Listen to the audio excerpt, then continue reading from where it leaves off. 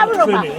უნდა ამოსწყდეს ათა ერთი ნაციონალისტი არის შიშითა მალადეთ თამარა მალადეთ შიშითა ყველა იყო დამონა ჩვენ ვასწავლეთ სხვას მიწის დამუშავება და ახლა ინდოელმა უნდა გვასწავლოს ამ მიწის დამუშავება და იმანმა დამიქირავოს და მამუშავებელს. ყველგან ჩვენ როგორ უნდა დაგვიქირავონ ისა ინგლისშიც, გერმანიაშიც, საბერძნეთში. ყველგან ჩვენ მონები უნდა ვიყო და ჩვენ საკუთარ მიწის მონა უნდა ვიყო. საერთოდ მინდა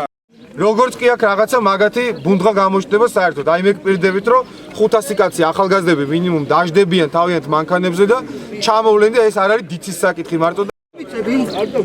პირველად როცა ჩატარდა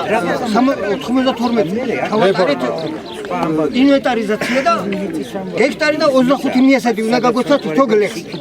და მთლიანად ამთავრდებოდა ჩვენი სამართლების გარიგებია თუ ვიღაცა გორიდან ამ ოფისს აი ესეთი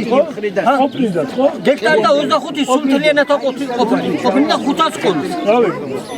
ეს რო დავიწყეთ ამის განაწილება მე გორში რაღაც არ მოეწონათ და 100 გექტარია 50 გექტარი შეინახეთ სარეზერვოთაო და გექტარზე ზევით აღარ გაგვიშვა დარჩა ისა სარეზერვო ფონდი ეს უნდა ყოფილიყო აგერა კაცი და ქორწილდა ახალი ოჯახი შეიქმნა იქიდან უნდა მიიღო 1 გექტარი იქიდან უნდა მიიღო და მივხედავთ იმას რომ გორის სასამართლოში ეს სარჩელი შეტანილი იქნეს ისე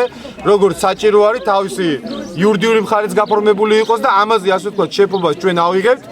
პარალელურად რა თქმა უნდა შინაგან საქმეთა მინისტრს მე დღეს პირადად დაურეკავ და კურსში ჩავაყენებ თუმცა უშუალოდ წმინდა სამართლებრივად ეს მინისტრის გადასაწყვეტი არ არის მას რა თქმა უნდა გავლენა აქვს მას შეუძლია რომ გავლენა მოახდინოს ახლა ამ საკითხის გადაწყვეტაზე, მაგრამ უშუალოდ ეს საკითხი უნდა გადაწყვეტოს გორის სასამართლომ და საკითხის გადაწყვეტას ყויה ის რომ პრივატიზება ცნობილი უნდა იქნეს ბათილად. ვერდითი გზა სასამართლოს გარდა გავაკეთებთ იმასაც რომ თვითონ იმ ინდურ კომპანიაშიც მივალთ და აუხსნით რომ ამას პერსპექტივა არ აქვს. მათ რაც ეკუთვნით კანონით როგორც ინვესტორს არის რომ რაღაცა გროშები ექნებათ გადახდილი, ის გროშები ბიუჯეტიდან უნდა მიიღონ უკან. ამისი უფლება აქვს და 70 სოფელი არის მეთქი მე ასეთი გითხარით შეიძლება უფრო მეტიცაა მე 70 რაც მე მაგ დათვლილი და ზოგი ტელევიზიით და ზოგი ინტერნეტში ამოკითხული